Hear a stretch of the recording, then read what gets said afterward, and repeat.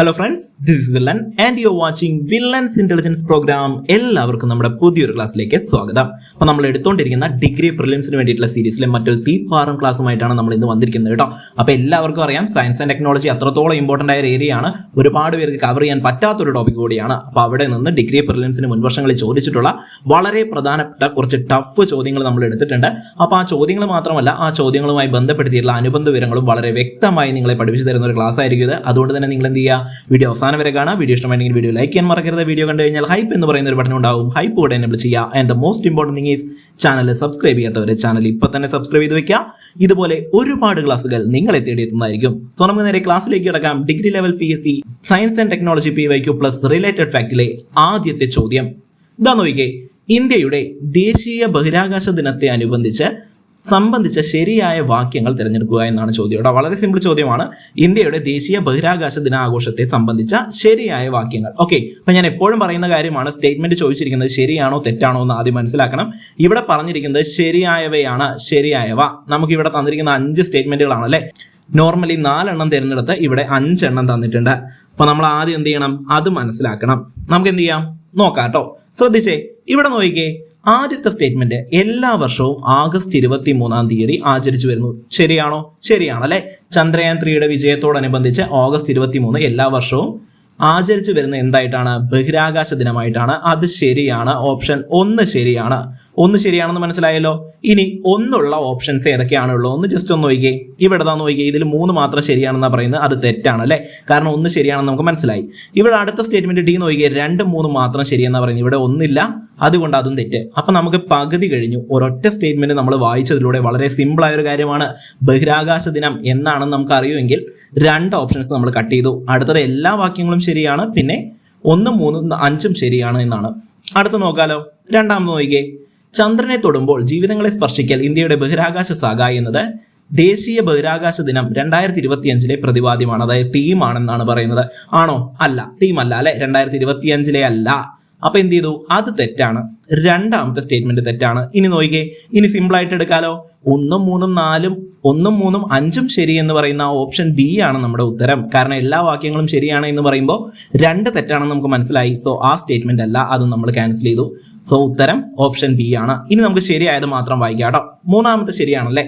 ഇത് ചന്ദ്രനിൽ വിജയകരമായി ഇറങ്ങിയതിന്റെ സ്മരണയ്ക്കായി ഏർപ്പെടുത്തിയതാണ്. തീർച്ചയായും അല്ലെ, ചന്ദ്രയാൻ 3 വിജയിച്ചതിന്റെ, ചന്ദ്രനിൽ വിജയകരമായി ലാൻഡ് ചെയ്തതിന്റെ സ്മരണയ്ക്കായിട്ട് ഏർപ്പെടുത്തിയതാണ് ഓഗസ്റ്റ് 23 ബഹിരാകാശ ദിനം.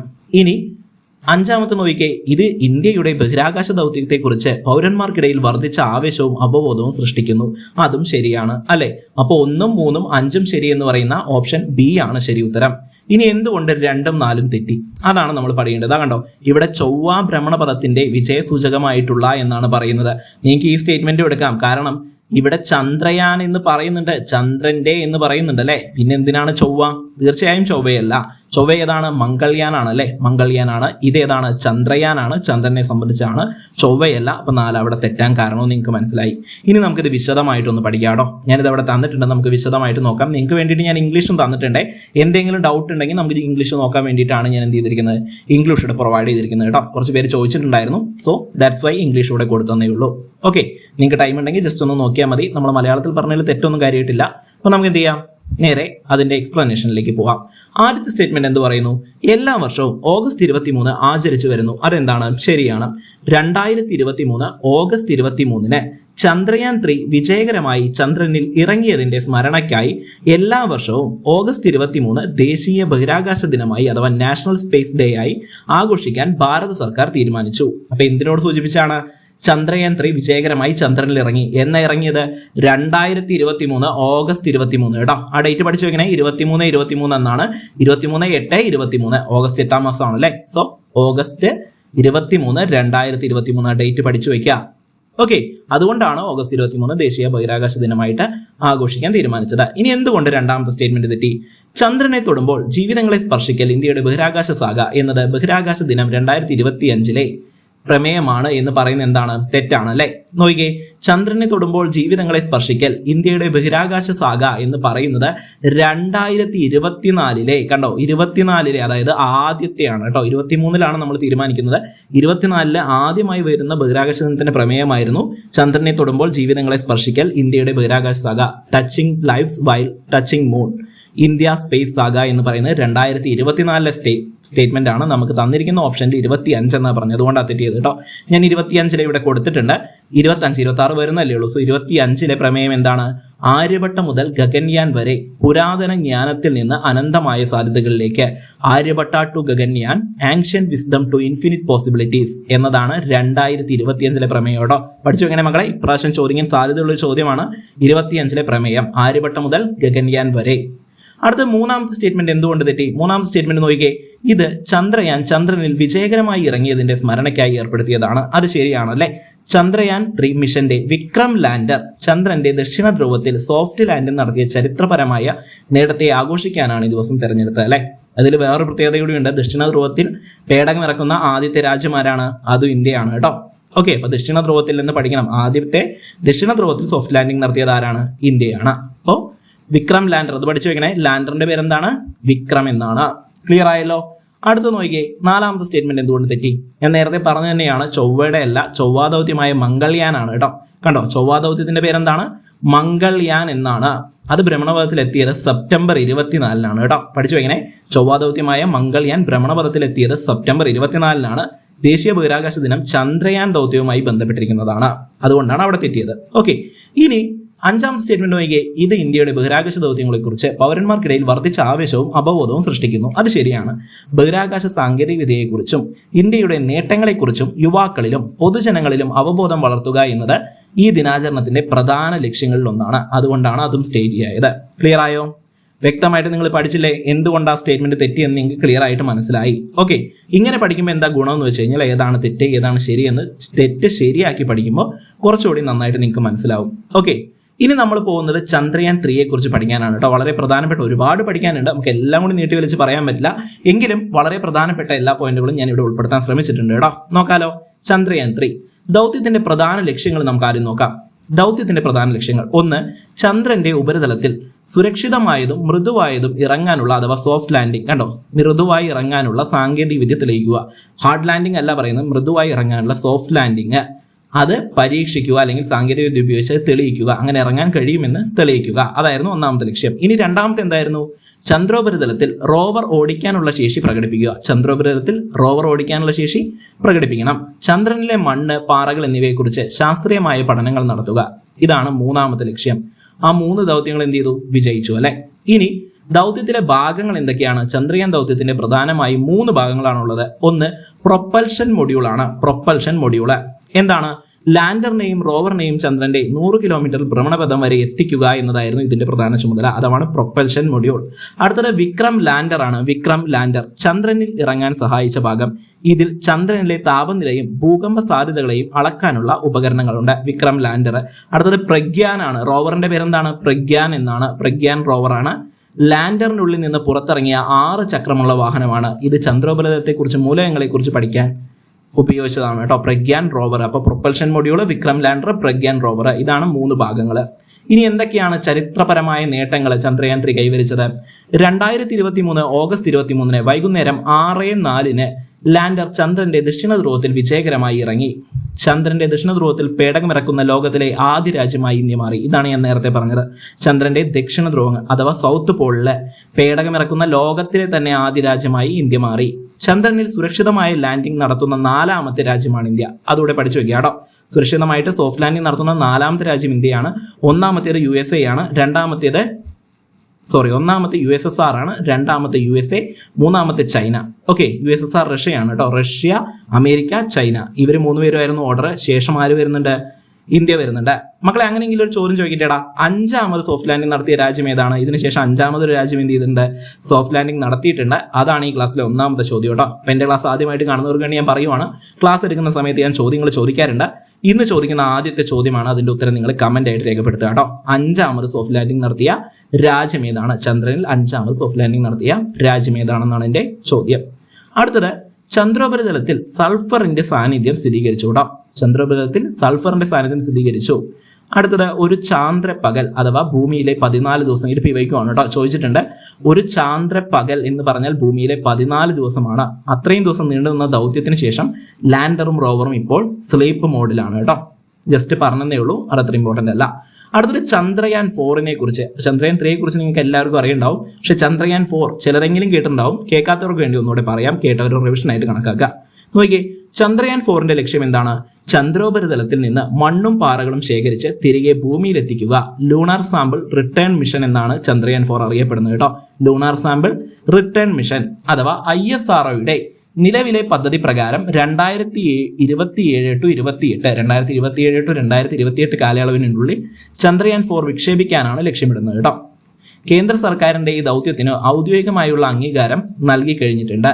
ചന്ദ്രയാൻ 4 വിജയിക്കുന്നതോടെ 2040 ഒരു ഇന്ത്യക്കാരനെ ചന്ദ്രനിൽ എത്തിക്കാനുള്ള മാൻഡ് മൂൺ മിഷൻ എന്ന് പറയും. ഒരു ഇന്ത്യക്കാരനെ ചന്ദ്രനിൽ എത്തിക്കാനുള്ള ISROയുടെ വലിയ ലക്ഷ്യത്തിലേക്കുള്ള പ്രധാന ചവിട്ടുപടിയായിട്ട് ചന്ദ്രയാൻ 4 മാറും കേട്ടോ.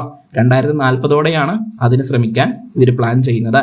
ഇതാണ് ചന്ദ്രയാൻ 4നെ കുറിച്ച് പ്രാഥമികമായിട്ട് നിങ്ങൾ ജസ്റ്റ് മനസ്സിലാക്കി വെക്കേണ്ട കാര്യം. ഓക്കെ, ക്ലിയർ ആയല്ലോ പറഞ്ഞത്? ഓക്കെ, അപ്പോൾ ആ ഒരു ചോദ്യം നമ്മൾ വളരെ ഡീറ്റെയിൽ ആയിട്ട് പഠിച്ചു കേട്ടോ. എന്നാൽ നിങ്ങൾ നോക്കിയാൽ ഈ ഒരു ചോദ്യം ഇത്രയും വലിയ ചോദ്യമാണ്. അതിനേക്കാൾ വലുതായി അത്രയും ഡീറ്റെയിൽ ആയിട്ട് നമ്മൾ എന്ത് ചെയ്തിട്ടുണ്ട്, പഠിച്ചിട്ടുണ്ട്. നിങ്ങൾക്ക് മനസ്സിലായി എന്ന് വിശ്വസിക്കുന്നു. എല്ലാ കാര്യങ്ങളും എന്ത് ചെയ്യുക, മനസ്സിലാക്കി വെക്കുക കേട്ടോ. അറിയാത്ത പോയിന്റ് ഒക്കെ നോട്ട് ചെയ്ത് വെച്ച് പഠിക്കുക. ഓക്കെ അല്ലേ മക്കളെ? അപ്പോൾ ഇതുവരെയും വീഡിയോ ലൈക്ക് ചെയ്യാതിരിക്കുന്നവർ ഇപ്പോൾ തന്നെ വീഡിയോ ലൈക്ക് ചെയ്യുക കേട്ടോ. നിങ്ങൾക്ക് വേണ്ടി ഒരുപാട് കഷ്ടപ്പെട്ടാണ് നമ്മൾ ഓരോ കാര്യങ്ങളും കൊണ്ടുവരുന്നത്. അപ്പോൾ എന്ത് ചെയ്യുക, നിങ്ങളുടെ സപ്പോർട്ട് വേണം. എല്ലാവരും ഒന്ന് വീഡിയോ ലൈക്ക് ചെയ്യുക. അതേപോലെ തന്നെ സബ്സ്ക്രൈബ് ചെയ്യാൻ മടിച്ചിരിക്കുന്നവർ സബ്സ്ക്രൈബും ചെയ്യുക. വീഡിയോ കണ്ടു കഴിഞ്ഞാൽ ഹൈപ്പ് കൂടെ ചെയ്യുക. ഓക്കെ, അടുത്ത് നോക്കിയേ, രണ്ടാമത്തെ ചോദ്യം. പ്രപഞ്ചത്തിലെ ഓരോ കണികയും മറ്റെല്ലാ കണികകളെയും F=G(m2m1m2)/r² എന്ന ശക്തിയോടെ ആകർഷിക്കുന്നു എന്ന ന്യൂട്ടന്റെ സാർവത്രിക ഗുരുത്വാകർഷണ നിയമം പ്രസ്താവിക്കുന്നു. ഇത് G and R എന്നിവ യഥാക്രമം ഡാഷ് ആകുന്നു എന്നാണ് പറയുന്നത്. അന്നത്തെ എക്സാമിന് ഒരുവിധം എല്ലാവരും ഒന്ന് കുഴപ്പിച്ച ഒരു ചോദ്യമായിരുന്നു. വളരെ ടൈറ്റിൽ ആയിട്ടുള്ള ഒരു ചോദ്യം എന്നൊക്കെ പറയാം. ഓക്കെ, അത്ര ബുദ്ധിമുട്ടൊന്നുമില്ല. നമുക്ക് എന്ത് ചെയ്യാം, ജസ്റ്റ് ഒന്ന് പഠിക്കാം. ആദ്യം ഞാൻ അതിന്റെ ഉത്തരം ആദ്യം പറയാം, എന്നിട്ട് നമുക്കൊന്ന് വിശദീകരിക്കാം കേട്ടോ. ഇതിന്റെ ഉത്തരമായിട്ട് വരുന്നത് ഓപ്ഷൻ എ ആണ്. ന്യൂട്രോണിയൻ ഗുരുത്വാകർഷണ സ്ഥിരാങ്കം 6.674 × 10⁻⁻11 m³/kg⁻⁻(S2 ഇൻവേഴ്സ് പിണ്ഡ കേന്ദ്രങ്ങൾ തമ്മിലുള്ള ദൂരം എന്നാണ് പറയുന്നത്. ജസ്റ്റ് ഒന്ന് ഈ നമ്പർ മാത്രം ഒന്ന് ഓർത്ത് വെച്ചാൽ മതി, ബാക്കിയൊന്നും വേണമെന്നില്ല. ന്യൂട്ടോണിയൻ ഗുരുത്വാകർഷണ സ്ഥിരാങ്കം ആൻഡ് പിണ്ഡ കേന്ദ്രങ്ങൾ തമ്മിലുള്ള ദൂരം. ഇത് കേൾക്കുമ്പോൾ ഒരു ഡൗട്ട് ഉണ്ടല്ലേ? നമുക്ക് ഇംഗ്ലീഷ് ജസ്റ്റ് ഒന്ന് നോക്കാം. എന്താ ഉത്തരം പറയുന്നത്? Newtonian constant of gravitation and distance between the centres masses എന്നാ പറയുന്നത്. സെൻട്രസ് മാസസ്, പിണ്ഡം എന്ന് പറഞ്ഞാൽ മാസാണെന്ന് എല്ലാവർക്കും അറിയാലോ. അപ്പോൾ ഈ ഇക്വേഷൻ ജസ്റ്റ് ഒന്ന് പഠിച്ചു വെച്ചാൽ മതി കേട്ടോ. ഇക്വേഷൻ ഇതിൽ വെച്ച് നമ്മൾ എന്ത് ചെയ്യാൻ പോവുകയാണ്, ഇതൊന്ന് എക്സ്പ്ലെയിൻ ചെയ്യാൻ പോവുകയാണ്. ഓക്കെ, ഞാനിവിടെ തന്നിട്ടുണ്ട്. ഇതാ നോക്കിയേ, ന്യൂട്ടന്റെ ഗുരുത്വാകർഷണ നിയമം അനുസരിച്ച് രണ്ട് വസ്തുക്കൾ തമ്മിലുള്ള ആകർഷണ ബലം താഴെ പറയുന്ന സമവാക്യത്തിലൂടെ കണ്ടെത്താം. ഇതാണ് ഇക്വേഷൻ അല്ലെ. F=G(m1m2)/r². ഇവിടെ ഓരോ ചിഹ്നങ്ങൾ സൂചിപ്പിക്കുന്നത് എന്താണെന്ന് ആദ്യം നോക്കാം. എഫ് എന്ന് പറയുന്നത് എന്താണ്? എഫ് എന്ന് പറയുന്നത് വസ്തുക്കൾ തമ്മിലുള്ള ഗുരുത്വാകർഷണമാണ്, ഗ്രാവിറ്റേഷണൽ ഫോഴ്സ് ആണ് കേട്ടോ. വസ്തുക്കൾ തമ്മിലുള്ള ഗുരുത്വാകർഷണ ബലമാണ് എഫ് സൂചിപ്പിക്കുന്നത്. ഇനി എന്താണ് m1m2? m1m2 എന്ന് പറഞ്ഞാൽ രണ്ട് വസ്തുക്കളുടെ മാസ് ആണ്. ജി എന്താണ്? ജി എല്ലാവർക്കും അറിയാം അല്ലെ, യൂണിവേഴ്സൽ ഗ്രാവിറ്റേഷൻ കോൺസ്റ്റന്റ് ആണ്, സാർവത്രിക ഗുരുത്വാകർഷണ സ്ഥിരാങ്കമാണ്. ഇതിന്റെ മൂല്യം എത്രയാണ്? 6.674 ആണ് കേട്ടോ, × 10⁻11 എന്ന് ഓർത്ത് വയ്ക്കാം. അടുത്തത് ആർ എന്താണ്? ആർ എന്ന് പറയുന്നത് രണ്ട് വസ്തുക്കളുടെയും പിണ്ഡ കേന്ദ്രങ്ങൾ അഥവാ സെന്റേഴ്സ് ഓഫ് മാസുകൾ തമ്മിലുള്ള ദൂരമാണ്. ഓക്കെ, ദൂരമാണ് ആർ എന്ന് പറയുന്നത്. ഇനി എങ്ങനെ നമുക്കത് നോക്കാം? ഇത് നോക്കിയേ, നൽകിയിരിക്കുന്ന ഓപ്ഷനുകളിൽ എ ആണ് ശരിയായത് അല്ലെ. എന്തുകൊണ്ട്? ജി എന്നത് ന്യൂട്ടോണിയൻ ഗുരുത്വാകർഷണ സ്ഥിരാങ്കം, അത് എത്രയാണെന്ന് ജസ്റ്റ് പറയുന്നുണ്ട്. ആർ എന്ന് പറയുന്നത് പിണ്ഡങ്ങൾ കേന്ദ്രങ്ങൾ തമ്മിലുള്ള ദൂരം. ജസ്റ്റ് ആ ഇക്വേഷൻ എന്താണെന്ന് മാത്രം മനസ്സിലാക്കിയാൽ മതി. ഇതിൽ വേറെ ഒരു കോംപ്ലിക്കേഷനും ഇല്ല. ഓക്കെ, ഇപ്പം ഞാൻ പറഞ്ഞപ്പോൾ കാര്യങ്ങൾ നിങ്ങൾക്ക് മനസ്സിലായില്ല. ഇനി നമുക്ക് വീണ്ടും ആ ചോദ്യത്തിലേക്ക് ഒന്ന് ചെല്ലാം കേട്ടോ. ഞാൻ ഇംഗ്ലീഷ് മാത്രമേ എടുക്കുന്നുള്ളൂ. ഇവിടെ എന്താ പറയുന്നത്? ഈ ജിയും ആറും എന്താണെന്നാണ് ചോദിക്കുന്നത്. അത്രേ ചോദിച്ചിട്ടുള്ളൂ. Here G and R respectively എന്താണ് എന്ന് മാത്രം പറഞ്ഞാൽ മതി. വേറെ ഒരു കൺഫ്യൂഷനും ഇല്ല. ചോദ്യം തന്ന സമയത്ത് അല്ലെങ്കിൽ വായിച്ച സമയത്ത് മലയാളം അപ്രോച്ച് ചെയ്തവർക്ക് വേണ്ടി പറയുവാണ്. അപ്പോൾ എല്ലാവർക്കും കോംപ്ലിക്കേഷനായി തോന്നാൻ കാരണം ഇത് എന്താണെന്ന് മനസ്സിലായില്ല. ഇവിടെ ഒന്നും പറയുന്നില്ല. സാധാരണ നമ്മൾ പണ്ട് മാത്സും അല്ലെങ്കിൽ ഫിസിക്സ് ഒക്കെ പഠിക്കുന്ന സമയത്ത് സിമ്പിളായിട്ട് എടുക്കുന്ന കാര്യമാണ്. ഇപ്പം ഞാൻ ഇവിടെ തന്നതുപോലെ നമ്മൾ ഇങ്ങനെ എഴുതി വെക്കാറുണ്ട് നോട്ടിൽ, അല്ലേ? ഓരോ സംഖ്യകളും എന്തിനെ അല്ലെങ്കിൽ ഓരോ അക്ഷരങ്ങളും എന്തിനെ സൂചിപ്പിക്കുന്നു എന്ന് പറഞ്ഞിട്ട് അത് തന്നെയാണ് ഇവിടെ ചെയ്യേണ്ടത്. ജി എന്ന് പറയുന്നത് എന്താണ്? യൂണിവേഴ്സൽ ന്യൂട്ടോണിയൻ കോൺസ്റ്റന്റ് ഗ്രാവിറ്റേഷൻ എന്നാണ് പറയുന്നത്. അതായത് നമുക്കറിയാം യൂണിവേഴ്സൽ കോൺസ്റ്റന്റ് ആണ് എന്ത്? ജി എന്ന് പറയുന്നത്. ഞാൻ പറഞ്ഞു 6.674 എന്ന് പഠിച്ചു വെച്ചാൽ മതി. അതാണ് എന്ത്? ഈ ഗ്രാവിറ്റേഷണൽ കോൺസ്റ്റന്റ് എന്ന് പറയുന്നത്. അപ്പോൾ അത് ശരിയാണ്. അടുത്ത എന്താ പറയുന്നത്? Distance between the centres of masses. അതാണ് ആർ എന്ന് പറയുന്നത്. ഡിസ്റ്റൻസ് ആണ് ആറ്. ഇവിടെ ജിയും ആറും കണ്ടുപിടിക്കാനേ പറഞ്ഞിട്ടുള്ളൂ. ജിയും ആറും എന്താണെന്ന് ശരിയായി തന്ന ഓപ്ഷനാണ് എ. അതുകൊണ്ടാണ് അത് ശരിയായത്. ഇത്രയേ ഉള്ളൂ. ഓക്കെ, ബാക്കിയുള്ളത് തെറ്റാനുള്ള കാരണം ഞാനിവിടെ തന്നിട്ടുണ്ട്. അതിൻ്റെ ആവശ്യമില്ല. തെറ്റ് നമ്മൾ ജസ്റ്റ് പറഞ്ഞാൽ മതി. ഇവിടെ തന്നിരിക്കുന്ന 9 പോയിന്റ് ആണ്, അതുകൊണ്ടല്ല. പിന്നെ ആർ എന്ന് പറയുന്നത് എന്താണ്? ആരമല്ല, മറിച്ച് ദൂരമാണ്. അതുകൊണ്ടാണ് ഓപ്ഷൻ ബിയും ഡിയും സിയും തെറ്റിയത് കേട്ടോ. ക്ലിയർ ആയോ? ഇനി മനസ്സിലാവാത്തവർക്ക് വേണ്ടി ഞാൻ ജസ്റ്റ് ഒരു കണക്ക് പോലെ തന്നിട്ടുണ്ട്. എങ്ങനെയാണ് എന്താണ് ആ ഇക്വേഷൻ വെച്ച് ഇവിടെ മീൻ ചെയ്യുന്നതെന്ന് വെച്ചിട്ട് നോക്കിക്കേ. ഒരു ചോദ്യം: ഭൂമിയിലിരിക്കുന്ന 50 കിലോഗ്രാം പിണ്ഡമുള്ള അഥവാ മാസുള്ള ഒരാളും 60 കിലോഗ്രാം പിണ്ഡമുള്ള ഒരാളും തമ്മിലുള്ള ദൂരം 2 മീറ്റർ ആണെങ്കിൽ അവർക്കിടയിൽ ഗുരുത്വാകർഷണ ബലം എത്രയായിരിക്കും? ഇവിടെ ഗുരുത്വാകർഷണ ബലം എഫ് ആണ് കണ്ടുപിടിക്കേണ്ടത്. നമുക്ക് ഗ്രാവിറ്റേഷൻ കോൺസ്റ്റന്റ് തന്നിട്ടുണ്ട് 6.67 എന്ന് തന്നിട്ടുണ്ട് കേട്ടോ. 674 അത് തന്നെയാണ്. ഞാൻ ജസ്റ്റ് പഠിക്കാൻ വേണ്ടി പറഞ്ഞതേ ഉള്ളൂ. നൽകിയിരിക്കുന്ന വിവരങ്ങൾ എന്താണ്? ഒന്നാമത്തെ മാസ് എത്രയാണ്? 50 ആണ് അല്ലെ? ചോദ്യത്തിൽ തന്നെ തന്നിട്ടുണ്ട് 50 ആണ്. രണ്ടാമത്തെ മാസ് 60 ആണ്. ആർ എത്രയാണ്? ദൂരം എന്ന് പറയുന്നത് 2 ആണ്. അത്രയും തന്നു, നമ്മളത് എഴുതി. നമ്മൾ ഇക്വേഷനിലേക്ക് അത് അപ്ലൈ ചെയ്യുന്നു. F is equal to 6.67 into 10⁻⁻11 into 50 into 60 divide by 2 square എന്നാണ് പറയുന്നത്. 2 സ്ക്വയർ 4 ആവും. 50 ഇൻറ്റു 60 IR 30, 2 പൂജ്യം ചേർത്ത് 3000 എന്നായി. ഈ 3000ത്തെ 4 കൊണ്ട് ഡിവൈഡ് ചെയ്യുമ്പോൾ നമുക്ക് 780 എന്ന് കിട്ടും. ബാക്കി ഇക്വേഷൻ വെച്ച് നമ്മൾ സോൾവ് ചെയ്ത് കഴിഞ്ഞ് കഴിഞ്ഞാൽ അപ്രോക്സിമേറ്റ്ലി 6.025 എന്ന് കിട്ടും കേട്ടോ. ഇതൊന്നും വേണ്ട. ഞാൻ ജസ്റ്റ് ആ ഇക്വേഷൻ എന്തിനാണ് ഉപയോഗിക്കുന്നത് എന്ന് കാണിക്കാൻ വേണ്ടി ഒരു ഉദാഹരണം തന്നേ ഉള്ളൂ. ഇപ്പം നിങ്ങൾക്ക് അതും ക്ലിയർ ആയിരിക്കും. നേരത്തെ ആ ചോദ്യം കണ്ടപ്പോൾ കുറേ പേര് വിചാരിച്ചു എന്തുകൊണ്ട് ഇക്വേഷൻ വന്നു, എന്താ ചെയ്യേണ്ടത് ഒക്കെ ഡൗട്ടുള്ള ആൾക്കാർക്ക് ക്ലിയർ ആയല്ലോ. ജസ്റ്റ് ഇത് കണ്ടുപിടിക്കേണ്ട ഒരു ചോദ്യം ഉദാഹരണത്തിന് തന്നേ ഉള്ളൂ. മനസ്സിലായി എന്ന് വിശ്വസിക്കുന്നു. ഓക്കെ അല്ലേ മക്കളെ? ഓക്കെ, അപ്പോൾ നിങ്ങൾ മനസ്സിലാക്കി വെക്കുക. ഇങ്ങനെ ഒരു ചോദ്യം കണ്ടു കഴിഞ്ഞാൽ അത് മൊത്തമായി വായിച്ചു നോക്കാതെ, അതായത് ഇംഗ്ലീഷ് മലയാളം മാത്രം വായിച്ച് ചോദ്യം വിടരുത്. ഇവിടെ പറയുന്നത് ജിയും ആറും എന്താണെന്ന് മനസ്സിലാക്കാൻ മാത്രമേ പറയുന്നുള്ളൂ. അപ്പോൾ നിങ്ങൾക്ക് ഇക്വേഷൻ മനസ്സിലായി. ഇനി ഇക്വേഷൻ വന്നു കഴിഞ്ഞാൽ അങ്ങനെ ചോദ്യം വീണ്ടും റിപ്പീറ്റ് വരികയാണെങ്കിൽ, കുറച്ച് ടൈറ്റ് ആയ ചോദ്യമായിരുന്നു എന്നാണ് എല്ലാവരും പറഞ്ഞത്. അപ്പോൾ എന്ത് ചെയ്യാം? മനസ്സിലാക്കി വെക്കുക. ഇത് തമ്മിലുള്ള സാധനങ്ങൾ കണ്ടുപിടിക്കാനായി പറഞ്ഞിട്ടുള്ളൂവെങ്കിൽ നിങ്ങൾക്കത് വെച്ച് ഓപ്ഷനായിട്ട് എടുക്കാൻ പറ്റുന്ന കാര്യമേ ഉള്ളൂ. ഓക്കെ, ക്ലിയർ ആയല്ലോ? ശരി, അടുത്ത ചോദ്യത്തിലേക്ക് നമുക്ക് പോവാലോ. അടുത്ത ചോദ്യത്തിലേക്ക് പോവാം. അതിന് മുന്നേ ചെറിയൊരു കാര്യം, ഇത് നേരത്തെ പറഞ്ഞ കാര്യം തന്നെയാണ്, ബുദ്ധിമുട്ടുള്ള കാര്യങ്ങളൊന്നുമില്ല. നമുക്ക് എന്ത് ചെയ്യാം? അടുത്ത ചോദ്യത്തിലേക്ക് പോവാം. ഇതാ നോക്കിക്കേ, മൂന്നാമത്തെ ചോദ്യം. 2016 ആധുനിക ആവർത്തന പട്ടികയിൽ 4 പുതിയ മൂലകങ്ങൾ ചേർക്കപ്പെട്ടു. അങ്ങനെ ആവർത്തന പട്ടികയിലെ 7ാമത്തെ പീരീഡ് പൂർത്തിയായി. താഴെ കൊടുത്തിരിക്കുന്ന മൂലകങ്ങളിൽ നിന്ന് പുതുതായി ചേർത്ത മൂലകങ്ങളുടെ പട്ടികയിൽ ഉൾപ്പെടാത്ത ഒറ്റ മൂലകം ഏതാണെന്ന് തിരഞ്ഞെടുക്കുക. ഓക്കെ, കെമിസ്ട്രിയിൽ നിന്ന് വന്നൊരു ചോദ്യമാണ് കേട്ടോ. സയൻസ് ആൻഡ് ടെക്നോളജി എന്ന് പറയുന്നതിൽ കെമിസ്ട്രി ഉണ്ട്. സോ കെമിസ്ട്രിയിൽ നിന്ന് വന്നൊരു ചോദ്യമാണ്. അപ്പം എന്താ പറയുന്നത്? താഴെ പറയുന്നത് ഒറ്റപ്പെട്ട മൂലകം. ആ പറയുന്ന 7ാമത്തെ പീരീഡ് പൂർത്തിയായിട്ടുണ്ട്. അതിൽ പുതുതായി ചേർന്ന മൂലകങ്ങളുടെ പട്ടികയിൽ ഉൾപ്പെടാത്തതാണ് ചോദിക്കുന്നത്. ഉൾപ്പെടാത്തത് ശ്രദ്ധിക്കണം കേട്ടോ. ഉൾപ്പെടാത്തതാണ് ചോദിച്ചിരിക്കുന്നത്. ഏതാണ്? ഓപ്ഷൻ ഡി ആണ്. ലിവർമോറിയം ആണ് കേട്ടോ. ലിവർമോറിയം ആണ്. ലിവർമോറിയം. ഓക്കെ, എന്താ ഇവിടെ ഉദ്ദേശിക്കുന്നത്? എന്താ ഈ സാധനം? എന്താ ഈ 7ാമത്തെ പീരീഡ്? എന്താണ് പൂർത്തിയായത്? ഏതൊക്കെയാണ് 4 പുതിയ മൂലകങ്ങൾ? മനസ്സിലാക്കേണ്ടേ? തീർച്ചയായും മനസ്സിലാക്കണം. നമുക്ക് മനസ്സിലാക്കാം. ഇതാ ഞാൻ തന്നിരിക്കുന്നു, നോക്കിക്കേ. 2016 നവംബറിൽ international union of pure and applied chemistry, IUPAC എന്ന് പറയും, നാമകരണം ചെയ്യുന്ന IUPAC നമ്മൾ പണ്ട് പഠിച്ച കെമിസ്ട്രിയിലെ സെയിം സാധനം തന്നെയാണ്. ഒരു കൺഫ്യൂഷനും വേണ്ട. അതിന്റെ ഫുൾ ഫോം ഒന്ന് പഠിച്ചു വയ്ക്കുക. International union of pure and applied chemistry ആണ് കേട്ടോ, IUPAC. അടുത്തത് 4 പുതിയ മൂലകങ്ങളെ ആവർത്തന പട്ടികയിൽ ഔദ്യോഗികമായി ഉൾപ്പെടുത്തി. ഇതോടെ ആവർത്തന പട്ടികയിലെ 7ാമത്തെ പീരീഡ് പൂർത്തിയായി കേട്ടോ. 7ാമത്തെ പീരീഡ് പൂർത്തിയായി. ഏതൊക്കെയാണ് ആ മൂലകങ്ങൾ? അതിന്റെ അറ്റോമിക് നമ്പറാണ് ഞാൻ ആദ്യം തന്നിരിക്കുന്നത്. 113 നിഹോണിയമാണ്. നിഹോണിയം എങ്ങനെയാണ് സൂചിപ്പിക്കുന്നത്? NH എന്നാണ് കേട്ടോ. N ക്യാപിറ്റലാണ്, രണ്ടാമത്തെ ലെറ്റർ സ്മോൾ ആയിരിക്കും. എല്ലാവർക്കും അറിയാം, കൺഫ്യൂഷൻ ഒന്നുമില്ല. 113 അറ്റോമിക് നമ്പറുള്ള നിഹോണിയമാണ്. അടുത്തത് 115 മോസ്കോവിയമാണ്. MC മോസ്കോവിയം, MC ആണ് 115. അടുത്തത് 117 ടെനസിനാണ്. ടെനസിൻ, TS എന്ന് പറയും. 117 ടെനസിനാണ്. ടെനസിനും ഈ മോസ്കോവിയം നിഹോണിയവും ഒക്കെ എപ്പോഴും എന്ത് ചെയ്യുന്നുണ്ട്?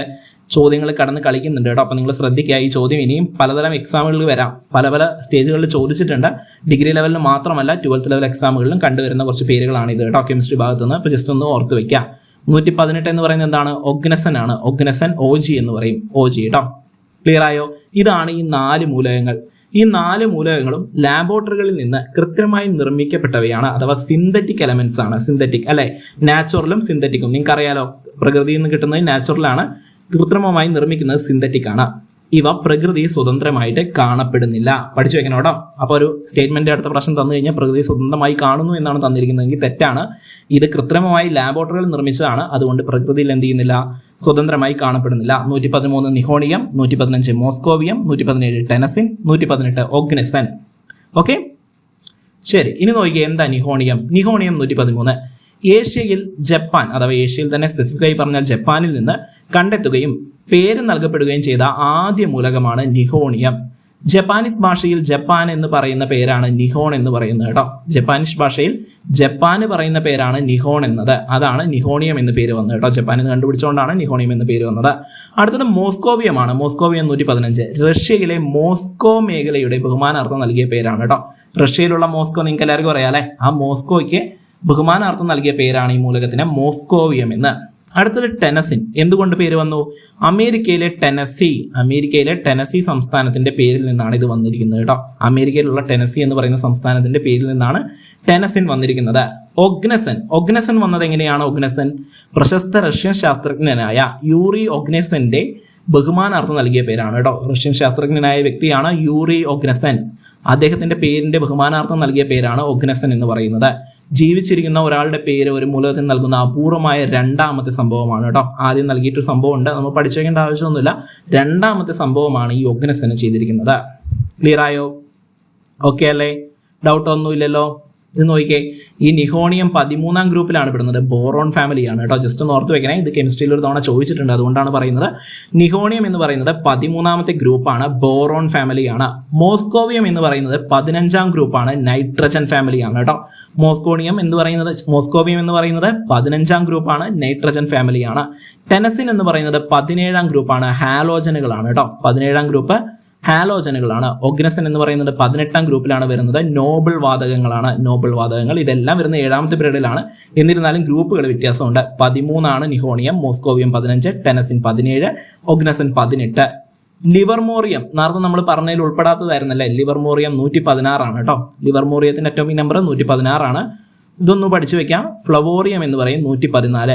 എന്നീ മൂലകങ്ങൾ 2012 തന്നെ ഔദ്യോഗികമായി പേര് നൽകുകയും ആവർത്തന പട്ടികയിൽ ഉൾപ്പെടുത്തുകയും ചെയ്തു. അതുകൊണ്ടാണ് കേട്ടോ 2016 ഉൾപ്പെടുത്തിയാൽ അത് പെടാതിരുന്നത്. കാരണം ലിവർമോറിയം 2012 ഉൾപ്പെടുത്തി. അപ്പൊ അടുത്ത എക്സാമിന് ചിലപ്പോൾ ചോദിക്കാൻ ലിവർമോറിയത്തിന്റെ കൂടെ വന്ന ഏതാണ്? അത് ഫ്ലറോറിയം ആണ് കേട്ടോ. ഫ്ലറോവിയം എന്ന് പറയും 114, 2012 ഉൾപ്പെടുത്തിയിരിക്കുന്നത്. വ്യക്തമായി പഠിച്ചല്ലോ, ഒരു ഡൗട്ടും ഇല്ലല്ലോ. ക്ലിയർ ആയില്ലേ? അപ്പോൾ ഇങ്ങനത്തെ ചോദ്യങ്ങളൊക്കെ കാണുമ്പോൾ ഞാൻ പറയട്ടെ, ഞാനിത് തിരഞ്ഞെടുക്കാൻ കാരണം എന്താണെന്ന് വെച്ച് കഴിഞ്ഞാൽ ഈ ചോദ്യങ്ങൾ ഒരുവിധം ആരും അറ്റൻഡ് ചെയ്തിട്ടില്ല. ഒരുവിധം എല്ലാവരും സ്കിപ്പ് ചെയ്ത ചോദ്യങ്ങളാണ്, അല്ലെങ്കിൽ നെഗറ്റീവ് അടിച്ചൊരു ചോദ്യങ്ങളാണ് കേട്ടോ. അപ്പോൾ അതുകൊണ്ടാണ് ആ ചോദ്യങ്ങൾ ഉൾപ്പെടുത്തിയിരിക്കുന്നത്. ഓക്കെ, ശരി. അപ്പോൾ അടുത്ത ചോദ്യത്തിലേക്ക് പോകുന്നതിന് മുമ്പ് ഞാൻ വീണ്ടും ഓർമ്മിപ്പിക്കുകയാണ്, ലൈക്ക് അടിക്കാത്തവർ ലൈക്ക് അടിക്കണം. നിങ്ങളുടെ സപ്പോർട്ട് വളരെ വളരെ കുറവാണ്. തീർച്ചയായും പറയാതിരിക്കാൻ പറ്റില്ലല്ലോ. ഒരുപാട് പേര് വീഡിയോ കാണുന്നുണ്ട്, പക്ഷേ കുറേ പേര് വീഡിയോ കാണുന്നില്ല. അതേപോലെ തന്നെ കണ്ടവർ പോലും ലൈക്ക് അടിക്കുന്നില്ല, സബ്സ്ക്രൈബും ചെയ്യുന്നില്ല. നിങ്ങളുടെ സപ്പോർട്ട് ഇല്ലാതെ എങ്ങനെയാണ് ഞാൻ മുന്നോട്ട് പോകുക? അപ്പോൾ നിങ്ങൾ എന്ത് ചെയ്യുക? സപ്പോർട്ട് ചെയ്യാൻ മടിച്ച് നിൽക്കരുത്. നിങ്ങൾക്ക് വേണ്ടി അത്രയും എഫേർട്ട് എടുത്താണ് ഓരോ കാര്യങ്ങളും തയ്യാറാക്കുന്നത് കേട്ടോ. നിങ്ങൾക്ക് പുതിയ പുതിയ ഇൻഫർമേഷനാണ് ഞാൻ തന്നുകൊണ്ടിരിക്കുന്നത്. ഇപ്പോൾ എന്ത് ചെയ്യാം? ഒന്ന് സബ്സ്ക്രൈബ് ചെയ്യുക, അതേപോലെ തന്നെ ലൈക്ക് ചെയ്യാൻ മടിച്ചിരിക്കുന്നവർ ലൈക്ക് കൂടെ ചെയ്യാം. ഓക്കെ അല്ലേടാ? ശരി. ഇതാ അടുത്ത ചോദ്യം നോക്കിക്കേ. അടുത്തത് വീണ്ടും IUPSC ബന്ധപ്പെടുത്തിയൊരു ചോദ്യമാണ് കേട്ടോ. IUPSC രസതന്ത്രത്തിലെ മികച്ച 10 സാങ്കേതിക വിദ്യകൾ 2024 പ്രഖ്യാപനത്തെ അടിസ്ഥാനമാക്കി ശരിയായ ഗ്രൂപ്പിംഗ് തിരിച്ചറിയുക എന്നാണ് പറയുന്നത്. അപ്പോൾ IUPSC രസതന്ത്രത്തിലെ മികച്ച 10 സാങ്കേതിക വിദ്യകൾ എപ്പോൾ 2024 പ്രഖ്യാപനത്തെ അടിസ്ഥാനമാക്കി ശരിയായ ഗ്രൂപ്പിങ്ങുകളാണ് തിരിച്ചറിയാൻ പറയുന്നത്. ഏതാണ് ശരിയായ ഗ്രൂപ്പിംഗ് എന്ന് പറയുന്നത്? അത് ഓപ്ഷൻ A ആണ് കേട്ടോ. Active adsorption, aptamers, exemption, triboelectric nanogenerators. അതാണ് എന്ത്? ഓപ്ഷൻ A ആണ് ശരി. ഇതൊക്കെ എന്താണെന്ന് നമുക്ക് പഠിക്കാം. എന്താണെന്ന് മനസ്സിലാവാത്തവരുണ്ട്, തീർച്ചയായും നമുക്ക് റിലേറ്റഡിലേക്ക് പോവാം. ഓക്കെ, അവിടെ നിങ്ങൾക്ക് ക്ലിയർ ആയി വരും. 2024 IUPSC പ്രഖ്യാപിച്ച രസതന്ത്രത്തിലെ മികച്ച 10 സാങ്കേതിക വിദ്യകളിൽ അഥവാ top 10 emerging technologies in chemistry 2024 option Aയിൽ നൽകിയിട്ടുള്ള 4 കാര്യങ്ങൾ ഉൾപ്പെടുന്നു. അതായത് ഈ പറയുന്ന സാധനങ്ങൾ കണ്ടോ നിങ്ങൾ? ഈ 2024 10 സാങ്കേതിക വിദ്യകളിൽ ഓപ്ഷൻ എയിൽ പറയുന്ന 4 എണ്ണവും ആ ലിസ്റ്റിലുണ്ട്. ഓക്കെ, ബാക്കിയുള്ളതിൽ എല്ലാം ഇല്ല, അതുകൊണ്ടാണ് ബാക്കിയുള്ളതൊക്കെ തെറ്റിപ്പോയത്. അതാണ് സിമ്പിളായിട്ട് പറഞ്ഞു കഴിഞ്ഞാൽ. കണ്ടോ, മറ്റു ഓപ്ഷനുകൾ തെറ്റാനുള്ള കാരണം എന്താണ്? മറ്റു ഓപ്ഷനുകളിൽ മുൻ വർഷങ്ങളിൽ 2022-23 വർഷങ്ങളിൽ പട്ടികയിൽ ഇടം പിടിച്ച സാങ്കേതിക വിദ്യകളാണ് ഉൾപ്പെടുത്തിയിരിക്കുന്നത്. ഈ കൃത്രിമ പേശികൾ എന്ന് പറയുന്ന ആർട്ടിഫിഷ്യൽ മസിൽസ് അഥവാ ഫോട്ടോ കാറ്റലിറ്റിക് ഹൈഡ്രജൻ, ഇതൊക്കെ എന്താണ് 2023 പട്ടികയിലുള്ളവയാണ്. അതേപോലെ തന്നെ എറോജൽ, സോഡിയം അയോൺ ബാറ്ററി, സോളാർ ഇന്ധനങ്ങൾ എന്നിവ 2022 പട്ടികയിലാണ് കേട്ടോ. നിങ്ങൾക്ക് ഈ ഓപ്ഷൻസ് ചെക്ക് ചെയ്ത് കഴിഞ്ഞാൽ മനസ്സിലാവും ഈ പറഞ്ഞ സാധനങ്ങൾ ഇതാണ്ട് കൃത്രിമ പേശികൾ, ഫോട്ടോ കാറ്റലിറ്റിക് ഹൈഡ്രജൻ, പിന്നെ അതേപോലെ തന്നെ ഇതാ എയറോജെല്, സോഡിയം അയോൺ ബാറ്ററി, ഈ സോളാർ ഇന്ധനങ്ങൾ, ഇതൊക്കെ എന്താണ് 2023-22 24 അതുകൊണ്ടാണ് ബാക്കി 3 തെറ്റിപ്പോയത് കേട്ടോ. ഓക്കെ, ഇനി എന്താണ് 2024 പൂർണ്ണമായ പട്ടിക? ഏതൊക്കെയാണ്? 10 എണ്ണം. അതാണ് നമുക്ക് ജസ്റ്റ് ഒന്ന് പഠിച്ചു വെക്കാം. ആക്റ്റീവ് അഡ്സോർപ്ഷൻ, അപ്റ്റമേഴ്സ് രണ്ടാമത്തെയാണ്. Bioinspired nanofluid iontronics, bioinspired nanofluidic iontronics. അടുത്തത് electrochemical nitrogen cycle, frustrated Lewis pairs. അടുത്തത് ഹൈഡ്രജൻ ലൂബ്രിക്കേഷൻ. ഏഴാമത്തേത് കെ റാസ് ഇൻഹിബിറ്റേഴ്സ്. ഇത് കണ്ടോ, കറാസ് എന്നൊക്കെ വായിക്കാൻ തോന്നുന്നു കേട്ടോ. കെ റാസ് ആണ്, ഞാൻ ഇവിടെ മലയാളത്തിൽ തന്നിട്ടുണ്ട്. കെ റാസ് ഇൻഹിബിറ്റേഴ്സ് ആണ്. അടുത്തത് എംഎക്സീൻസ് ആണ്. Neural network potentials. അടുത്തത് ട്രൈബോ ഇലക്ട്രിക് നാനോ ജനറേറ്റേഴ്സ് ആണ്. അപ്പോൾ ഏതൊക്കെ ഉണ്ടായിരുന്നു ഓപ്ഷനിൽ? ആക്റ്റീവ് അഡ്സോർപ്ഷൻ ഉണ്ടായിരുന്നു. പിന്നെ എന്തൊക്കെയായിരുന്നു? അപ്റ്റമേഴ്സ് ഉണ്ടായിരുന്നു. പിന്നെ ഏതൊക്കെയായിരുന്നു? എംഎക്സീൻസും ട്രൈ ഇലക്ട്രിക് നാനോ ജനറേറ്റേഴ്സും. എംഎക്സീംസും അതേപോലെ തന്നെ ട്രൈ ഇലക്ട്രോ നാനോ ജനറേറ്റേഴ്സും, ഈ 4 എണ്ണം ഓപ്ഷനിലുണ്ടായിരുന്നു. അതുകൊണ്ടാണ് 24 പട്ടിക എന്ന് ചോദിച്ചത് ശരിയായി വന്നത് കേട്ടോ. ക്ലിയർ ആയിട്ട് മനസ്സിലായില്ലേ? കൺഫ്യൂഷൻ ഒന്നുമില്ലല്ലോ, വളരെ സിമ്പിൾ ആയിട്ട് പറഞ്ഞു തന്നു കേട്ടോ. അപ്പോൾ നിങ്ങൾക്ക് ഇതൊക്കെ നിങ്ങൾ ആദ്യമായിട്ടായി ചിലപ്പോൾ കേട്ടിട്ടുണ്ടാവുക. അപ്പോൾ എന്ത് ചെയ്യുക, ജസ്റ്റ് ഒന്ന് മനസ്സിലാക്കി വെക്കുക കേട്ടോ. ചോദ്യം ടഫായിരുന്നു, ഞാൻ പറയുന്നില്ല എളുപ്പമായിരുന്നെന്ന്, കാരണം ഇത് എല്ലാവർക്കും അറിഞ്ഞുകൊള്ളണമെന്നില്ല. അപ്പോൾ നല്ലൊരു ചോദ്യം തന്നെയാണ്, അതുകൊണ്ടാണ് ഇത്രയും ഡീറ്റെയിൽ ആയിട്ട് നിങ്ങൾക്ക് പറഞ്ഞു തന്നത്. ഇനി വന്നു കഴിഞ്ഞാൽ തെറ്റിക്കാൻ പാടില്ല. ഓക്കെ, ക്ലിയർ ആയില്ലേ മക്കളെ? ശരി, അങ്ങനെയെങ്കിൽ നമ്മൾ അടുത്ത ചോദ്യത്തിലേക്ക് പോവാണ് കേട്ടോ. ആഗോള താപന സാധ്യത അഥവാ ഗ്ലോബൽ വാർമിംഗ് പൊട്ടൻഷ്യൽ GWP സംബന്ധിച്ച് ശരിയായ പ്രസ്താവനകൾ. വീണ്ടും പ്രസ്താവന ചോദ്യം, ശരിയായ പ്രസ്താവനകളാണ് ചോദിച്ചിരിക്കുന്നത്. ശരിയായ പ്രസ്താവനകൾ കണ്ടെത്താനാണ് പറയുന്നത് അല്ലേ. നമുക്ക് നോക്കാലോ ഏതൊക്കെയാണ് ശരിയായതെന്ന്. ഒന്നാമത് നോക്കിക്കേ, കാർബൺ ഡൈ ഓക്സൈഡിനെ അപേക്ഷിച്ച് അന്തരീക്ഷത്തിൽ ഒരു ഹരിതഗൃഹവാതകം കുടുക്കുന്ന താപത്തിന്റെ അളവ് സൂചിപ്പിക്കുന്നു. അപ്പം എന്താണ്? അത് ശരിയാണ് അല്ലേ. അപ്പോൾ ഈ കുടുക്കുന്ന എന്നൊക്കെ പറഞ്ഞാൽ നിങ്ങൾക്ക് ഡൗട്ട് വരും. നമുക്ക് ഇംഗ്ലീഷ് ഒന്ന് വായിച്ചു നോക്കാം. Refers to the quantity of heat trapped by a green house gas in the atmosphere compared to carbon dioxide. അതായത് കാർബൺ ഡൈ ഓക്സൈഡിനെ അപേക്ഷിച്ച് അന്തരീക്ഷത്തിൽ ഒരു ഹരിതഗൃഹവാതകം എന്ത് ചെയ്യുന്നുണ്ട്? താപനില അളവിനെ സൂചിപ്പിക്കുന്നത് ശരിയാണ്. അപ്പോൾ ഒന്നാമത്തെ ശരിയാണ് അല്ലേ. ഒന്നാമത്തെ വരുന്ന എത്ര ഓപ്ഷൻ ഉണ്ടായത്? ഒന്നാമത്തെ വീണ്ടും കണ്ടോ, നിങ്ങൾക്ക് സിമ്പിളായിട്ട് എടുക്കാവുന്നേ ഉള്ളൂ. ഒന്ന് വരാത്ത ഓപ്ഷൻസ് നമുക്ക് കട്ട് ചെയ്യാം. ഒന്ന് വരാത്ത ഓപ്ഷൻസ് ഇതാ ഇവിടെ 2 എണ്ണം ഉണ്ട്. ഇനി ഇതേപോലെ എയും സിയും മാത്രമേ ഉള്ളൂ. അടുത്ത് നോക്കാം. ഒരു വാതകത്തിന്റെ GWP അതിന്റെ വികിരണ കാര്യക്ഷമതയെ മാത്രം ആശ്രയിച്ചിരിക്കുന്നു. തീർച്ചയായിട്ടും അല്ല. വികിരണ കാര്യക്ഷമത മാത്രമല്ല, അതിന് വേറെയും കാര്യങ്ങളുണ്ട്. അപ്പോൾ അത് തെറ്റാണ്. 2 തെറ്റാണ്. അപ്പോൾ തന്നെ നമുക്ക് എല്ലാം ശരിയാണ് എന്ന് പറയുന്ന ഓപ്ഷനും കട്ട് ചെയ്യാം. അതേപോലെ തന്നെ ഓപ്ഷൻ സി ശരിയാണെന്ന് നമുക്ക് മനസ്സിലാക്കാം. 1, 4, 5 ശരിയാണ്. GWP പലപ്പോഴും 100 വർഷത്തെ കാലയളവിലാണ് കണക്കാക്കുന്നത്. ശരിയാണ്. ഒന്നിലധികം ഹരിതഗൃഹവാതകങ്ങളുടെ ആവാസ വ്യവസ്ഥയിലെ കൈമാറ്റങ്ങൾ സന്തുലിതമാക്കുന്നതിന് ഹരിതഗൃഹവാതകങ്ങളുടെ ഉത്പന്നം കുറയ്ക്കുന്നതിനുള്ള തന്ത്രങ്ങൾ വികസിപ്പിക്കുന്നതിനും GWP ആശയം ഉപയോഗിക്കുന്നുണ്ട്. ക്ലിയർ ആയല്ലോ? അതൊക്കെ ശരിയാണ്. ഓക്കെ, അപ്പോൾ ചോദ്യം നിങ്ങൾക്ക് മനസ്സിലായി. ഇനി ഇത് എന്താണ് ഞാനിവിടെ പറഞ്ഞ കാര്യങ്ങൾ? പറഞ്ഞപ്പോൾ കുറേ മനസ്സിലാവാത്ത കാര്യങ്ങളുണ്ട്. അതൊക്കെ മനസ്സിലാക്കാം. നമുക്ക് പോവാട്ടോ. നമ്മൾ നേരെ റിലേറ്റഡിലേക്ക് പോകുന്നു. ശ്രദ്ധിച്ചേ നിങ്ങൾ, ഞാൻ ഇംഗ്ലീഷ് ഇവിടെ തന്നിട്ടുണ്ടല്ലോ അല്ലേ. അപ്പോൾ നിങ്ങൾക്ക് എന്തെങ്കിലും ഡൗട്ട് ഉണ്ടെങ്കിൽ ഇംഗ്ലീഷിൽ നോക്കാം കേട്ടോ. ശരി, നോക്കൂ. ഒന്നാമത്തെ സ്റ്റേറ്റ്മെന്റ് ശരിയാണ് അല്ലേ. ഒന്നാമത്തെ സ്റ്റേറ്റ്മെന്റ് ശരിയാണ്. എന്താ പറയുന്നത്? GWP എന്നത് കാർബൺ ഡൈ ഓക്സൈഡിന്റെ GWPയുമായി ഇതെത്രയാണ്? 1 ആണ് കേട്ടോ. കാർബൺ ഡൈ ഓക്സൈഡിന്റെ 1 ആണ്. താരതമ്യപ്പെടുത്തുമ്പോൾ ഒരു നിശ്ചിത കാലയളവിൽ ഒരു നിശ്ചിത അളവ് വാതകം അന്തരീക്ഷത്തിലേക്ക് പുറന്തള്ളുമ്പോൾ ഉണ്ടാകുന്ന ആഗോള താപനത്തിന്റെ അളവാണ് എന്നാണ് പറയുന്നത്. കണ്ടോ, കാർബൺ ഡൈ ഓക്സൈഡിനെ അപേക്ഷിച്ച് എന്ത് ചെയ്യുന്നുണ്ട്? ഹരിതഗൃഹവാതകം താപത്തിന്റെ അളവ് സൂചിപ്പിക്കുന്നതാണ് GWP എന്ന് പറയുന്നത്. അക്ഷരാർത്ഥത്തിൽ ശരിയാണ്. എന്തുകൊണ്ടാണ് രണ്ടാമത്തെ സ്റ്റേറ്റ്മെന്റ് തെറ്റിയത്? ഒരു വാതകത്തിന്റെ GWP അതിൻ്റെ വികിരണ കാര്യക്ഷമതയെ മാത്രം ആശ്രയിച്ചിരിക്കുന്നതല്ല. ഞാൻ നേരത്തെ പറഞ്ഞല്ലോ, അല്ല. ഒരു വാതകത്തിൻ്റെ അന്തരീക്ഷത്തിലെ ആയുസ്, ഒരു വാതകം അന്തരീക്ഷത്തിൽ എത്രത്തോളം ആയുസ്സുണ്ട്, അഥവാ അറ്റ്മോസ്ഫിയറിക് ലൈഫ് ടൈം എന്ന് പറയും, ഇതിനെ ആശ്രയിക്കുന്നുണ്ട് കേട്ടോ. അതുകൊണ്ടാണ് ഈ സ്റ്റേറ്റ്മെൻറ്റ് തെറ്റായി പോയത്. ക്ലിയർ ആയോ? ആയുസിനെയും കൂടി പരിഗണിക്കണം. അടുത്തത് മൂന്നാമത്തെ സ്റ്റേറ്റ്മെന്റ് എന്തുകൊണ്ട് തെറ്റി? GWP കണക്കാക്കാൻ റെഫറൻസ് ആയി ഉപയോഗിക്കുന്ന വാതകം മീഥേൻ CH4 ആണ്. അല്ല, മറിച്ച് കാർബൺ ഡൈ ഓക്സൈഡ് ആണ് കേട്ടോ. കണ്ടോ, നമ്മുടെ ഓപ്ഷനിൽ തന്നെ ആദ്യത്തെ ഓപ്ഷൻ എന്തായിരുന്നു? കാർബൺ ഡൈ ഓക്സൈഡിനെ എന്നാണ് പറയുന്നത്. പിന്നെ പറയുന്നത് എന്താണ്? മീഥേൻ എന്ന് പറയുന്നുണ്ട്. അതുകൊണ്ട് തന്നെ ആ സ്റ്റേറ്റ്മെന്റ് തെറ്റാണ്. CO2 ആണ് എന്ത് ചെയ്യുന്നത്? ഉപയോഗിക്കുന്നത്. ക്ലിയർ ആയി? അടുത്തത് ശരിയാണ്. നയപരമായ തീരുമാനങ്ങൾ എടുക്കുന്നതും താരതമ്യം ചെയ്യുന്നതും ഒരു സാധാരണ സമയപരിധിയായിട്ടാണ്. ഇത് ശരിയായ പ്രസ്താവനയാണ്. ഓക്കെ, അപ്പോൾ നയപരമായിട്ട് എപ്പോഴും 100 വർഷത്തെ കാലയളവിലാണ് സാധാരണ പലപ്പോഴും കണക്കാക്കുന്നത് എന്ന് പറയുന്നത് എന്താണ്? ശരിയാണ്. അടുത്ത നോക്കിയേ, ഒന്നിലധികം ഹരിതഗൃഹവാതകങ്ങളുടെ ആവാസ വ്യവസ്ഥയിലെ കൈമാറ്റങ്ങൾ സന്തുലിതമാക്കുന്നതിനും ഹരിതഗൃഹവാതകങ്ങളുടെ ഉത്മമനം കുറയ്ക്കുന്നതിനും തന്ത്രങ്ങൾ വികസിപ്പിക്കുന്നതും GWP ആശയം ഉപയോഗിക്കുന്നു. അതും എന്താണ്? ശരിയായ പ്രസ്താവനയാണ്. മനസ്സിലായോ? അപ്പോൾ ഈ രണ്ടെണ്ണം എന്തുകൊണ്ട് തെറ്റിയെന്ന് ഞാൻ പറഞ്ഞു. ഓക്കെ, ഇവിടെ ആയുസിനെ ആശ്രയിക്കുന്നുണ്ട്, വികിരണത്തെ മാത്രമല്ല. ഇവിടെ മീഥേൻ എന്നാ പറഞ്ഞത്, മീഥേൻ അല്ല, കാർബൺ ഡൈ ഓക്സൈഡ് ആണ് പകരം. ഓക്കെ, ശരി. അപ്പോൾ അത് നിങ്ങൾക്ക് മനസ്സിലായി. ഇനി എന്താണ് ഗ്ലോബൽ വാർമിംഗ്? എപ്പോഴും സയൻസ് ആൻഡ് ടെക്നോളജി എന്നൊരു ചോദ്യം ചോദിക്കുന്ന ഒരു ഏരിയയാണ് ഗ്ലോബൽ വാർമിംഗ് അഥവാ ആഗോള താപനം. എന്താണെന്ന് പഠിക്കാലോ? ശ്രദ്ധിച്ചേ. ഭൂമിയുടെ ശരാശരി താപനില ക്രമേണ ഉയരുന്ന അവസ്ഥയാണ് ഗ്ലോബൽ വാർമിംഗ്. പ്രധാന കാരണം മനുഷ്യപ്രവർത്തനങ്ങളാൽ അന്തരീക്ഷത്തിൽ ഹരിതഗൃഹവാതകങ്ങൾ അഥവാ ഗ്രീൻ ഹൗസ് ഗ്യാസസ് വർദ്ധിക്കുന്നതാണ് കേട്ടോ. എന്താണ്? മനുഷ്യന്റെ നിരന്തരമായ ഇടപെടൽ മൂലം അന്തരീക്ഷത്തിലെ ഹരിതഗൃഹവാതകങ്ങൾ അഥവാ ഗ്രീൻ ഹൗസ് ഗ്യാസസ് വർദ്ധിക്കുന്നതാണ് ആഗോള താപനത്തിന് കാരണം. നമ്മൾ കൊച്ചു ക്ലാസ്സുകളിൽ പഠിക്കുന്നതാണ്, വളരെ സിമ്പിളായിട്ട് നമുക്കറിയാം. ഓക്കെ, ഇനി എന്താണ് ഹരിതഗൃഹ പ്രഭാവം അഥവാ ഗ്രീൻ ഹൗസ് എഫക്റ്റ്? എപ്പോഴും ചോദിക്കുന്നതാണ് കേട്ടോ. സൂര്യനിൽ നിന്ന് വരുന്ന ചൂട് ഭൂമിയിലെത്തുന്നു. ഭൂമി ചൂടിന്റെ ഒരു ഭാഗം വീണ്ടും അന്തരീക്ഷത്തിലേക്ക് വികിരണം ചെയ്യുന്നു. പക്ഷേ ചില വാതകങ്ങൾ ഈ ചൂട് പുറത്തേക്ക് പോകുന്നത് തടഞ്ഞ് ഭൂമിയെ ചൂടാക്കുന്നു. ഈ വാതകങ്ങളാണ് ഗ്രീൻ ഹൗസ് ഗ്യാസസ്. എന്താ പറയുന്നത്? സൂര്യനിൽ നിന്ന് എന്ത് ചെയ്യുന്നു? ചൂട് ഭൂമിയിൽ എത്തുന്നുണ്ട്.